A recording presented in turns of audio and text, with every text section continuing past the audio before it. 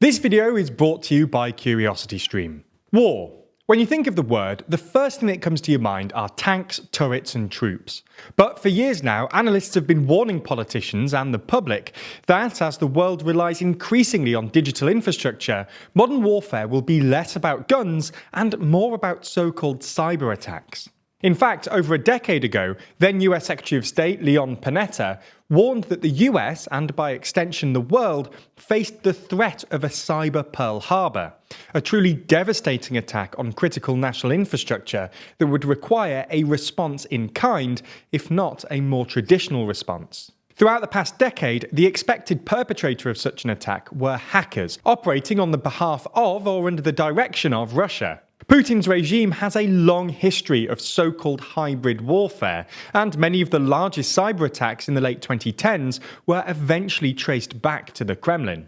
So, when Russia launched its invasion of Ukraine earlier this year, many expected cyber warfare to play an outsized role in the invasion, in addition to their artillery and energy-related threats. Unfortunately for the Kremlin, this hasn't really materialized, and while there have been relentless attacks on Ukraine's digital infrastructure, they haven't been particularly effective. So in this video, we thought we'd try and figure out why Russia's cyber warfare has underperformed, much like the Russian army.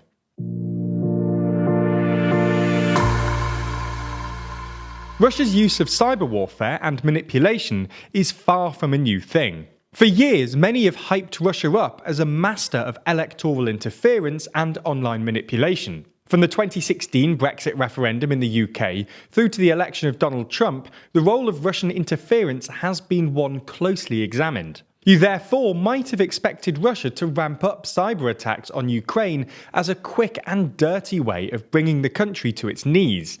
And you'd be right. Ish.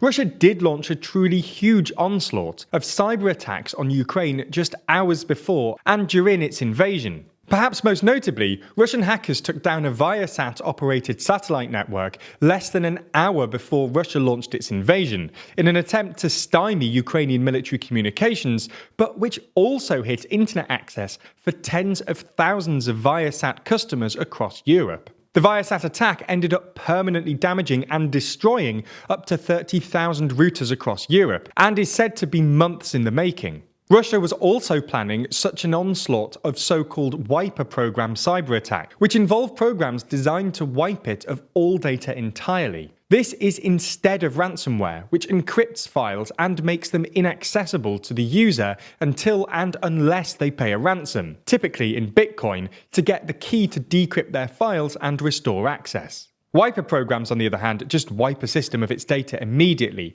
rendering it pretty much useless.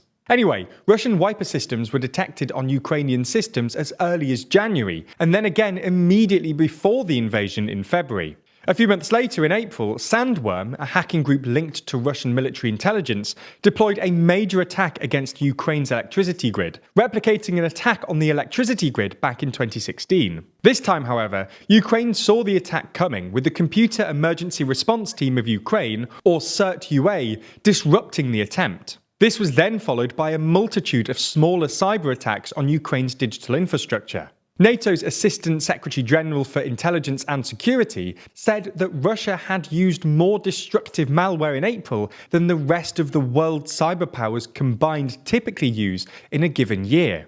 However, while Russia might have deployed a high volume of attacks, when it comes to cyber warfare, it's quality over quantity. The vast majority of Russia's cyber attacks have had surprisingly little impact, and the Pentagon has explicitly admitted they were expecting much more significant impacts from Russian cyber forces. So why is this? Why has Russia failed to live up to its reputation as a cyber superpower? Well, in part it's because everyone could see it coming.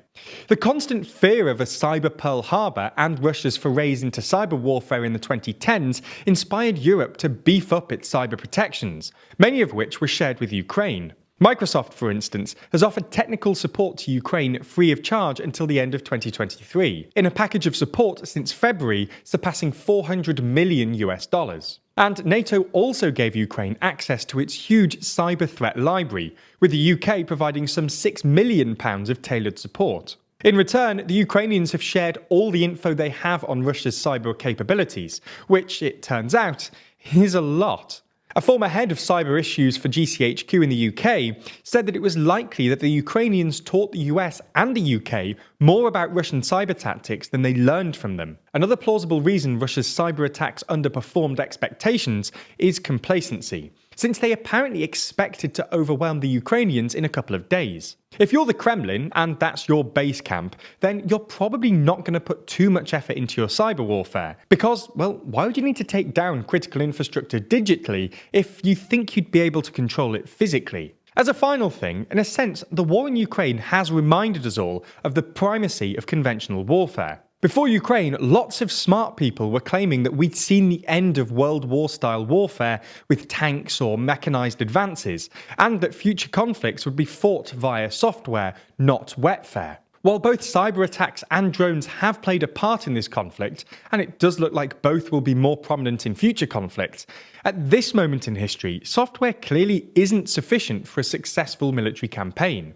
Warfare still requires soldiers in steel, and this will probably remain the case for the foreseeable future. While this might sound pretty miserable, hopefully this fact, that as demonstrated by Ukraine, modern warfare is still messy, will deter other countries from engaging in similar conflicts in the future. And if that's not enough good news, Nebula is having a big sale at the moment. You've heard me tell you about Nebula before, but there's a big sale on right now, so if you've ever considered signing up, now's the time. Essentially though, Nebula is the streaming service we built with a bunch of your other favourite creators. Over there, we've posted a bunch of exclusive full-length TLDR videos which will never come to YouTube, but you'll also find a load of our normal videos early and ad-free there too. As I said, it's not just us either, there's tons of other amazing creators too, which makes it astonishing you can get all of this exclusive and ad-free content for less than $1 a month. Normally, people sell you things as being less than a cup of coffee.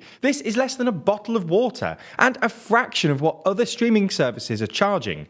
Services which don't directly support independent creators. This crazy good offer is only available right now, and it's only possible through our Nebula Curiosity Stream bundle. Essentially, if you sign up to Curiosity Stream for the crazy low price of $11.59 a year, then you get free access to Nebula as long as you're a member. That's right, 2 platforms for less than $1 a month. And Curiosity Stream is awesome. It contains absolutely boatloads of high-quality documentaries on all kinds of topics I know TLDR viewers will love. So if you want both for less than $1 a month, then the link's down below. And if you've ever considered signing up to support TLDR, now's the cheapest time to do so. So, thank you.